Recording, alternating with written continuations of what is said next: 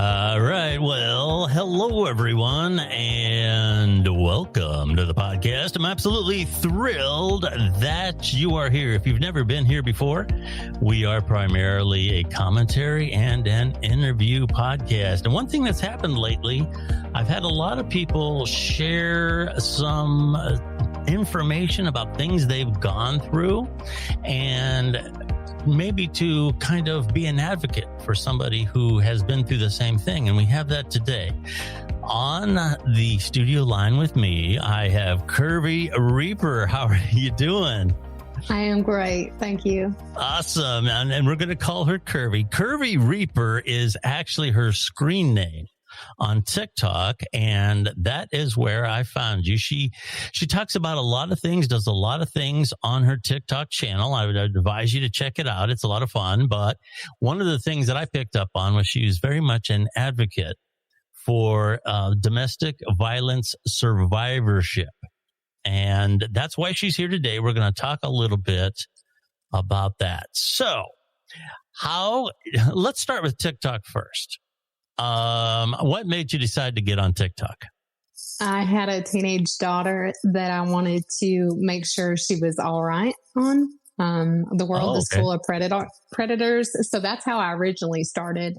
And then quarantine kind of kicked it in to be more full time. Yes. And you have quite the following. You have certainly tens of thousands of people. And I notice you don't hesitate to go after critics once in a while. No, there's the Reapers in there for the simple fact that I'm not scared of anyone. Well, I chuckle at that because that's the first thing that came to mind when I saw CurvyReaper. It really has, like, as long as it's not the Curvy Grim Reaper, we're good. Because I notice you really go after your critics. Do you feel that when you do that, does it help your account? I mean, is that something that the followers like to watch, or do you feel it takes away from it? That's kind of what that's how, because I get different opinions about that all the time, and I was just kind of curious. It differs in opinion. You can't make everybody happy every day. No. But for the most part, when it has to do, because a lot of my critics are, something I've said about the domestic violence or something like that. For the most part, it's positive because the people who have gone through that domestic violence, they see that, hey, this person is speaking up even though someone's insulting her looks or, her smile because of it, and that it's a 50-50, but maybe it leans more towards 70-30. Yeah. So I've had, back in my younger days when I used to do, live appearances with bands and things like that, there was a few times that I had some scary encounters with fans. And it just seemed like the more you engage them, the deeper in with them that you got, because that's what they wanted. And I've noticed that on social media. I do Twitter quite a lot. I'm at Billy D's on Twitter, and I'll occasionally get a crappy remark, for lack of a better term. And I very seldom engage it, but there are some people who tell me just the opposite. Now, in the case of TikTok, it drives your analytics, because the more people get involved in the conversation and the comments and everything, it helps. So that, that's interesting. Everybody deals with those things differently. Getting into the domestic violence and the survivorship thereof, I actually work for a nonprofit here in Ohio, and a lot of the people that we deal with are people who are escaping domestic violence, and it's not necessarily spousal. It can be parents. It can be a lot of other things, and one of the constants that I've seemed to notice is it very seldom starts instantly. Now, I've heard exceptions, but typically when you get involved in a relationship, it doesn't start like the next day. Something really bad happens. It starts in small increments. It creeps up on you. So is that how your experience has been with the people that you've dealt with everything? Or because one of the questions is how do you get involved in these situations to start with? That's one of the stigma questions that we get a lot. So can you talk a little bit about how the psychology of abuse starts? So in my instance, I felt like he groomed me for it, right? Yeah. We were high school sweethearts. We got married before I even turned 18. I came out of high school pregnant. I was very vulnerable.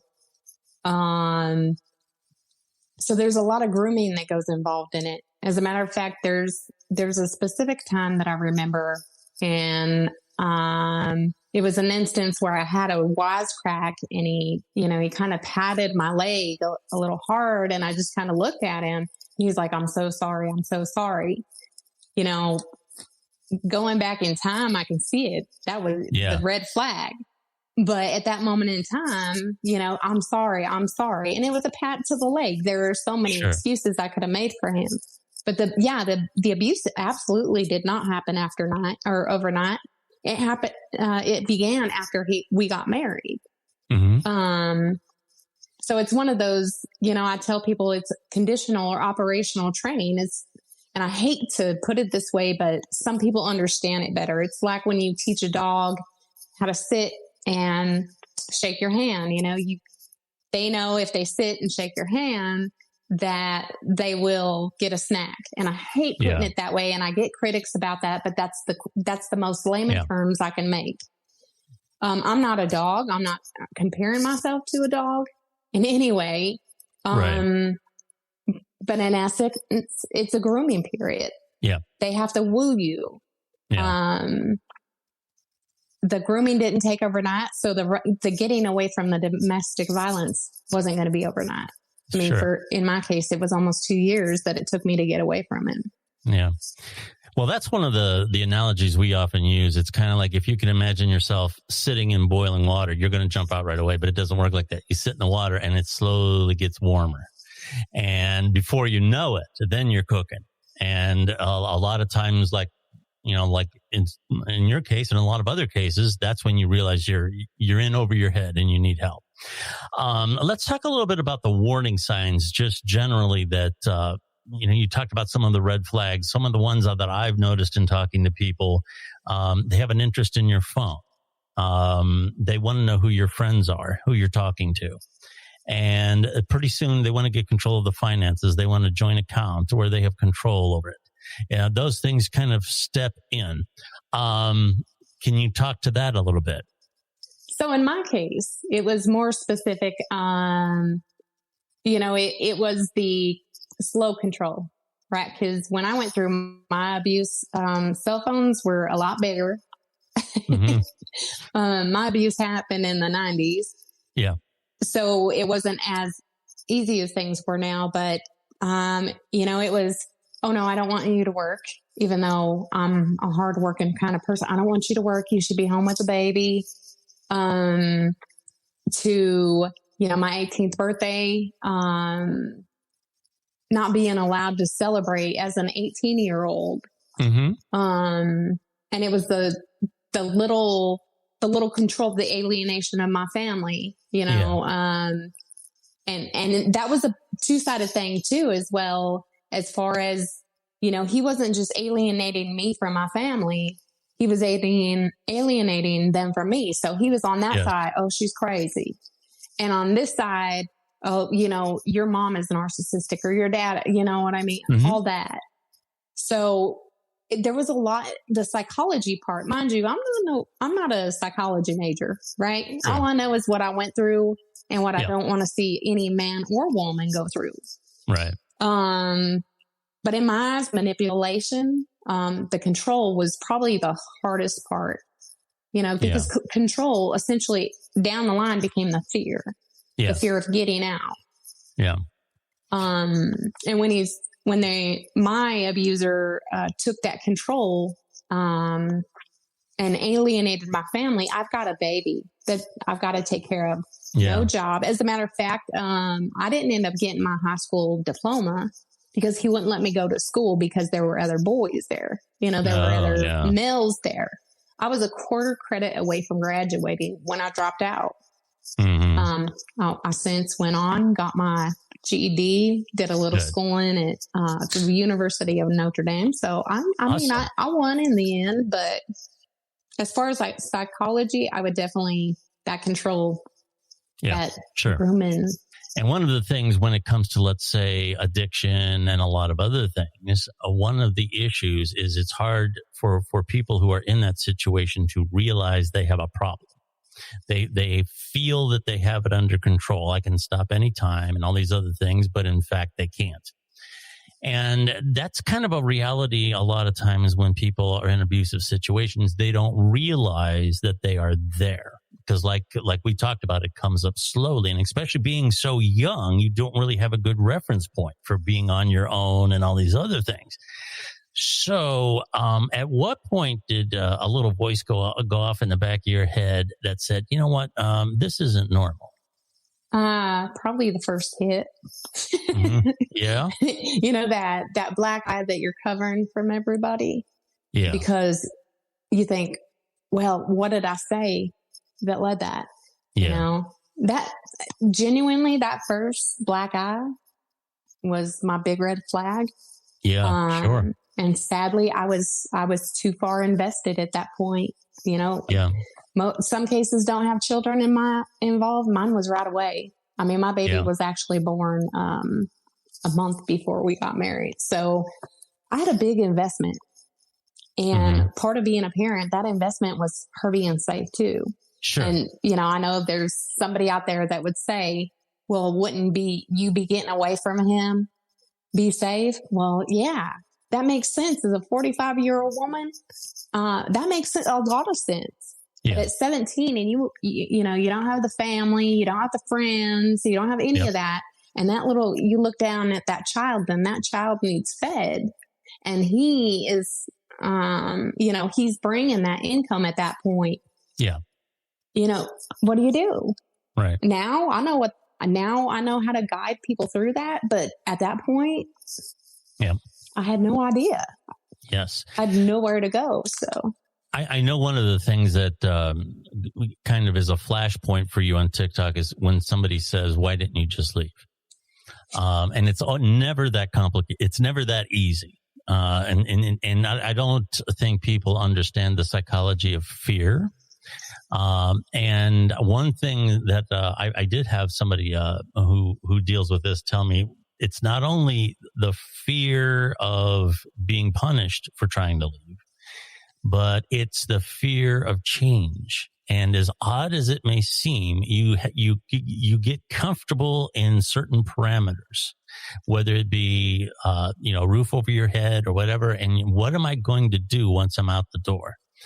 Can you speak to that a little bit? Because I know, like, I've seen some of your most passionate times on TikTok is when you're addressing that question. I know it's a real flashpoint for you, so I wanted to give you a chance to talk about it. Absolutely. Fear. My fear, you know, I have been asked, well, was he well off? No, we were 2 kids coming out of high school. So it was definitely not fear of losing my economic status, right? Yeah. That was no part of it. The fear that crippled me personally was the fear of my life. By the time I really, truly realized I'm in trouble, I'd been stabbed. I had a 22 bullet go through my leg. Oh my God. Kind of go sideways. I had been drugged by a car. He himself had driven off a mountain, you know, because that was going to be my punishment. He was going to die and I'd have nobody and it would be my fault. So by then, the thing that I have the hardest part with is when people don't understand fear. You know, they automatically assume, well, it sounds like common sense. Yeah, common sense tells you not to get your butt kicked. That's right. But the problem is there's so much buildup to there, and you know, that point, you've got the molehill that quite literally became a mountain that you've got to climb over to get out of there, and the fear on top of the weight of where am I going to go? What am I going to do? Yeah. The fear was crippling, and I mean, I'm going to be careful how I say it. He used the term as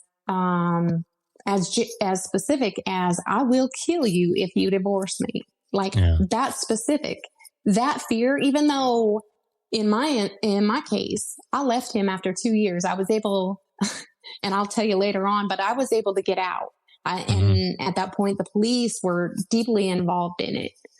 But I didn't divorce him for 8 more years because of what he told me. It took me 8 years after I after I left him to have the courage to walk into his place of work. And by then I was strong. I mean, this little thing behind me is strong as the new pretty. I'm just going to tell you, I'm beautiful because of that strength.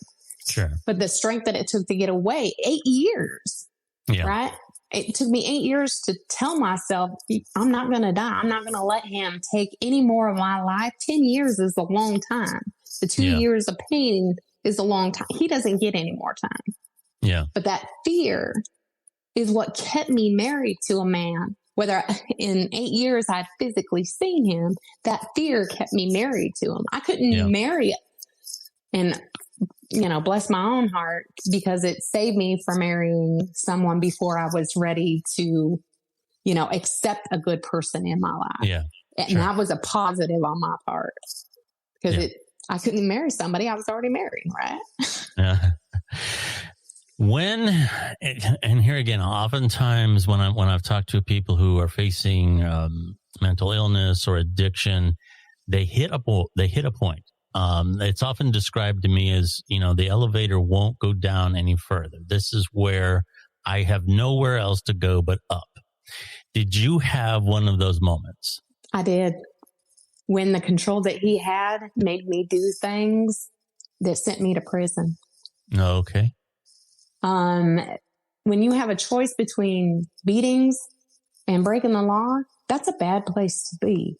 Yeah. Especially knowing the way I was raised, the way my daddy, there were 3 things that were not allowed to be as a child. You weren't allowed to be a thief, a liar, or a cheat. Yeah. Because they all roll up into one. And I ended up writing hot checks for him because he had a drug problem as well. I ended up writing hot checks to keep his drug habit going. And essentially his drug habit became mine because he couldn't have me. And I don't let me back it up a little bit because I get critics on this one too. I did the first action of the drug. But as it progressed, and for me, it wasn't an addiction because I was simply doing it because I was keeping myself safe. Sure. I knew by then I learned how to act like I was doing something and act like I was feeling a certain way. But that aha moment was a police officer at my door saying, I got a warrant for your arrest. Yeah. Yeah. That was an aha moment that I don't want to see anyone go through. I mean, and just so you know, I was locked up with 249 women, other women in that facility. And I can tell you there were probably 30% at least of those women that were battered women that were there for one reason or another that had to do at the hands of their abuser. And their abuser wasn't necessarily a man. Yeah. A lot of times, unfortunately, whether it be alcohol or AOD, as we refer to it, alcohol and other drugs, a lot of times, an abuser will introduce those things as a way of control. And that's just, the sad, unfortunate part of it. Before we get into the stigma regarding men, because I feel that's very important, when you're ready to take that step, what is the mechanism that you reach out to? Did you reach out to a social service? Did you reach out to friends, to family? What was your method of finally getting out of that situation? I put a lot of things in my name, and I told him it was to protect him. Right? I became the person who learned how to manipulate the person that manipulated me. Right. I learned, unknowns to him, I was on birth control because I wasn't trying to bring another child into the mess that I was in. But I learned his weaknesses, and I learned to build a foundation. The house I was in was in my name because, he had made some mistakes. He had already been arrested once before I ever got it. So I put that in my name. I started building friendships that he had no idea about. I built a foundation so that when it came time, and I'll tell you, when I built that foundation, it was rock solid. I wasn't, I had tried to leave many, many, many times before that final breaking. Mm-hmm. And one way or another, whether he literally pulled me by my hair or whether he found me, when I decided to make that break, I was ready. Yep. Here's the funny part. I believe, and I hope you don't mind this, for a long time, I had a battle with God. Okay. While I'm in this abuse, I'm asking where the heck he's at. Right. The final breaking part, the night that I got my freedom back, I had told him, look, and again, I got good at manipulating him. I said, we need some space right now. You're upset. I'm upset. He had already got my family involved with my daughter. So my sister actually lived down in an apartment complex right next to me. Mm-hmm. My sister got involved because at that point, I'm getting back good graces with them. Yep. And I said, I just need a little bit of help. I just need this freedom. Mm-hmm. And so we talked him into going for a walk. Yeah. Well, it just so happened, I'm going to say allegedly, because to this day, I have no idea how that cop found him. The cop thought he was a minor. And I smile big, and I know this is so bad. I've been judged for this because I smile big at this part, but this was the first day of the rest of my life. And I don't know exactly how it came about. I just know I got a phone call from the police department where he was arrested.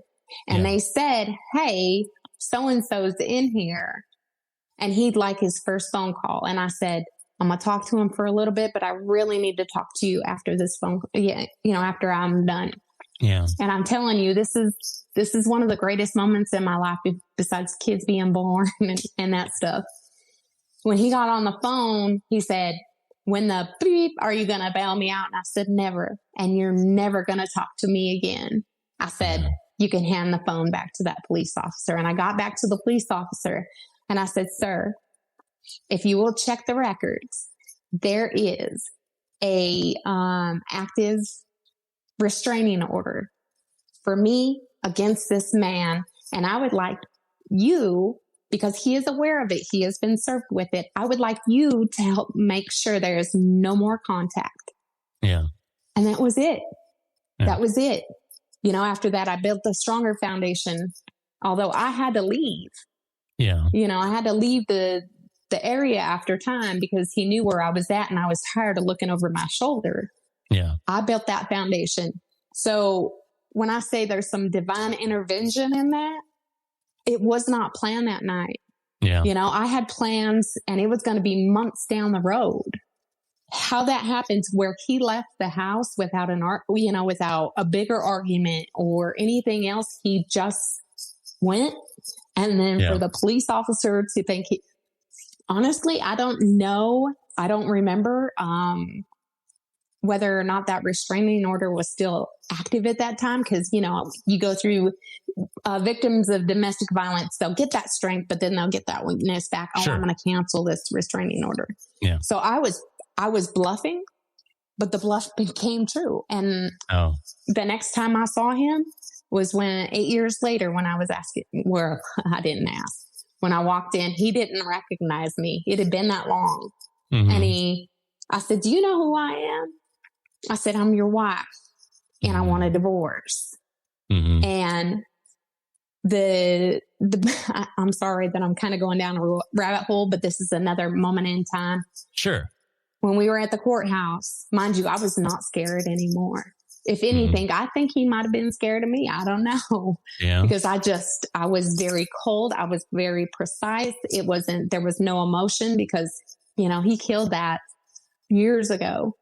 And he said, when he said to me, this divorce is my biggest regret in life, I said, the biggest regret should have been putting your hands on me. And that was it. I turned around and I walked away and I lived my life. Now, my abuser, thankfully, I'm sorry, I said that.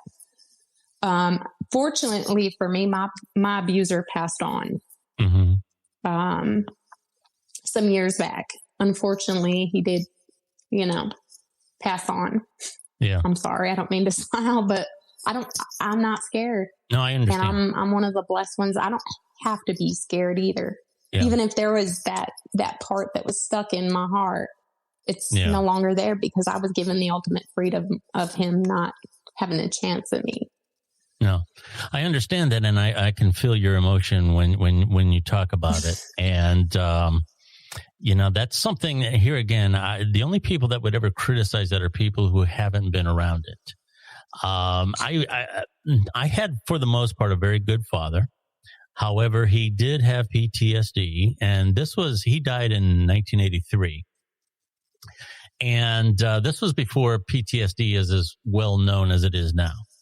And he had a lot of the pitfalls. He was very violent. Now, he never hit me or my mother, but he would get involved in fights, very violent fights, and he would wreck the house. I remember, and you could never predict what would set him off. I mean, I would get in trouble at school. He wouldn't say anything. You'd drop a fork at the table, he'd go through the roof. And it's living with that. Like I said, he didn't hit me, but looking back on it and knowing what I know now, it did traumatize me. I know that some of the problems I had in my 20s was because of that heart-stopping fear. I have felt it.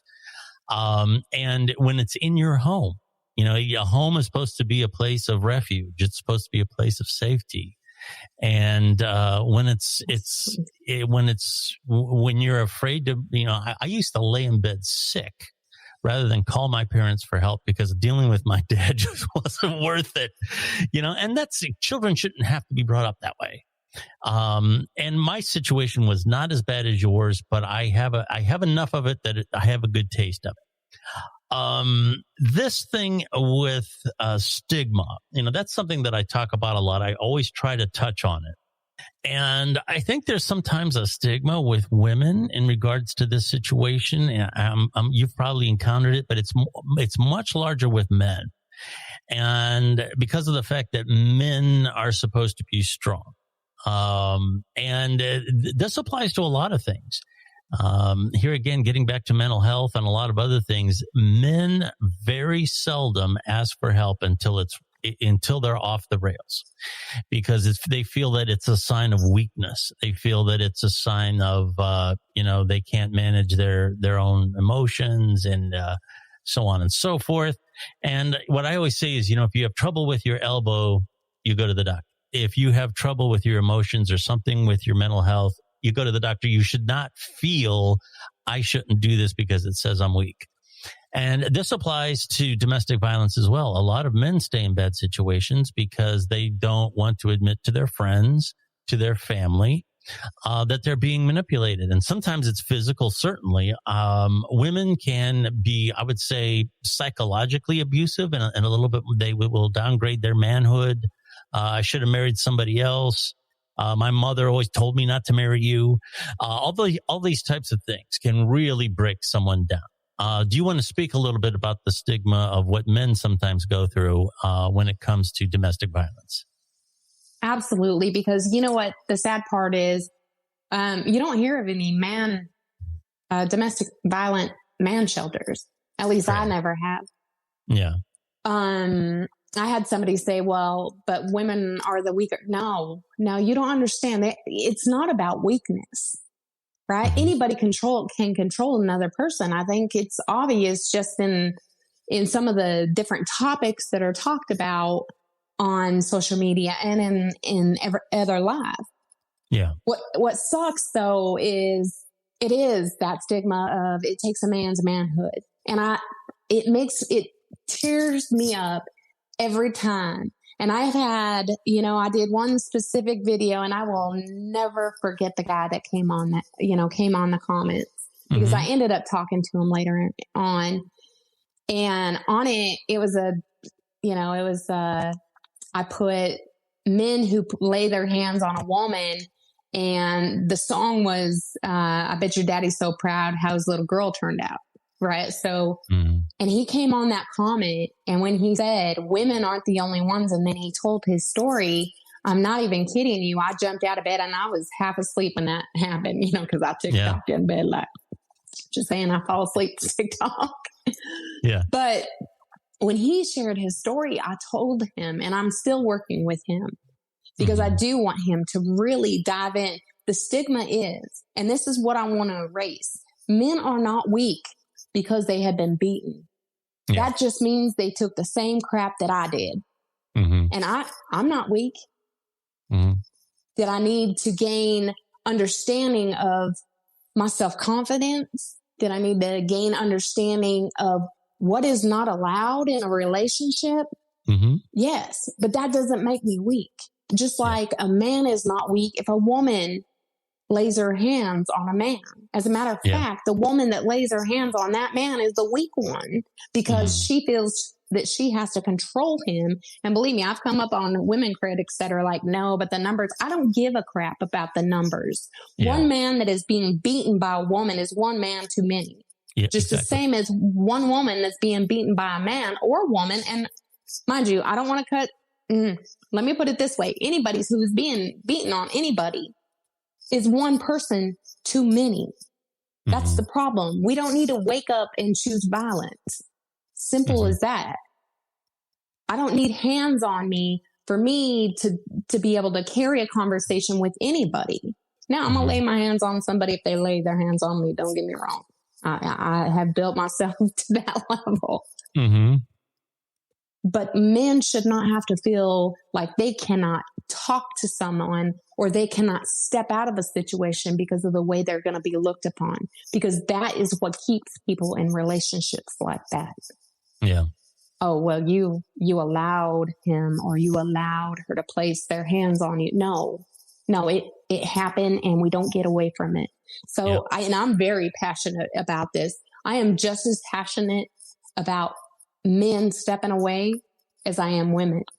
This isn't a gender specific. This isn't a economic, socio, this isn't anything specific. This happens in the richest of households and it happens in the poorest of households. It knows no color boundaries. Yes. That is what I want to focus on, is erasing the stigma all the way around. I think the more educated people are, and I know, sadly, there's still hate in the world, which means we're still going to have violence, which means, we could all ask for unicorns and clouds and, all that other good stuff. And I know some people tell me it's a pipe dream, but here's how I see it. The more aware we are of a problem, the more apt we're able to see and go, hey, do you need help? Can I, is there something going on to open that up so that we can notice more? I'm a big advocator of, and this isn't domestic violence, but I'm a big advocator of 22 a day. Okay. Number 1 is just as important as number 22. There should not be any numbers starting at 1. And that's where I land. 1 a day is too many, regardless of where it's at. Yeah. We've just got to, as women, I'll probably get critics on this one, and I'm all right with that because I got big shoulders. We as women need to be okay with empowering the men that are victims or survivors of domestic violence, just the same as we do for women. Yeah. I believe that's a very important message. If you look beyond whether it's men, women, what have you, if you look at it as human beings who need help.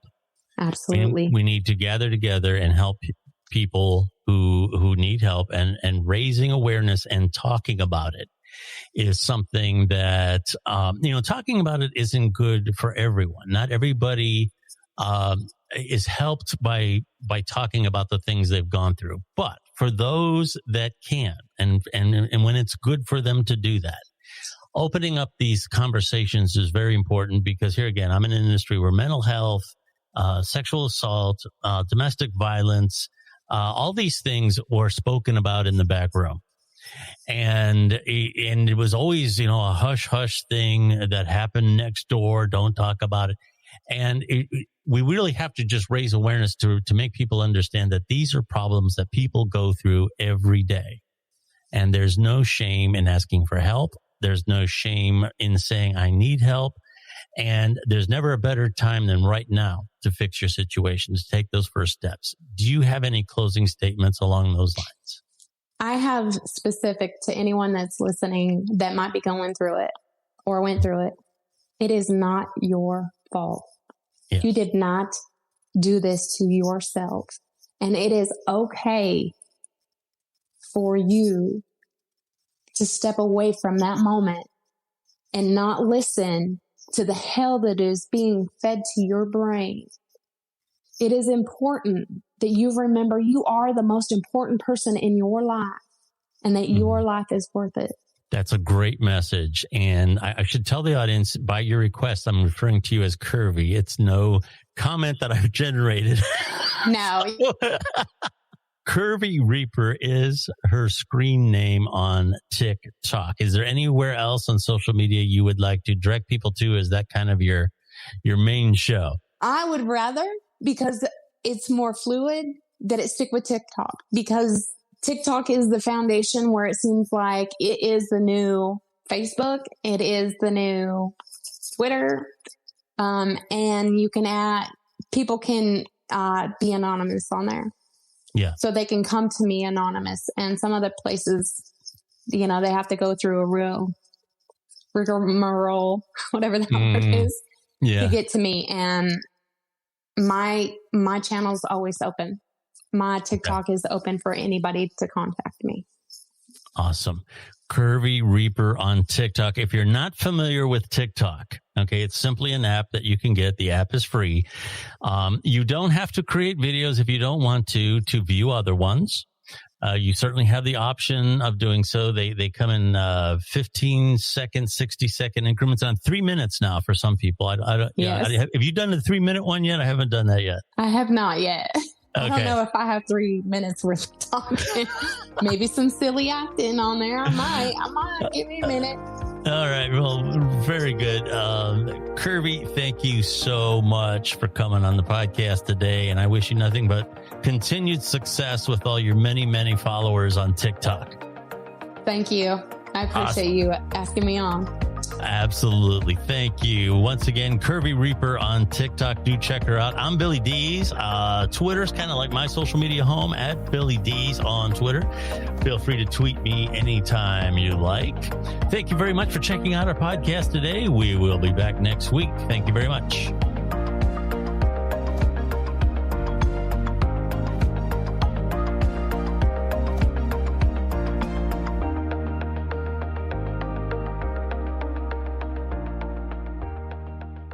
Well, hello everyone. I am Billy Dees from the self-titled Billy Dees podcast. You can find me on Apple Podcasts, Stitcher, TuneIn, iHeartRadio, and many more of the best podcast networks. Join me for my commentary and interviews. Follow me on Twitter, real easy to find, at Billy Dees. I am Billy Dees. I'd love to have you listen in.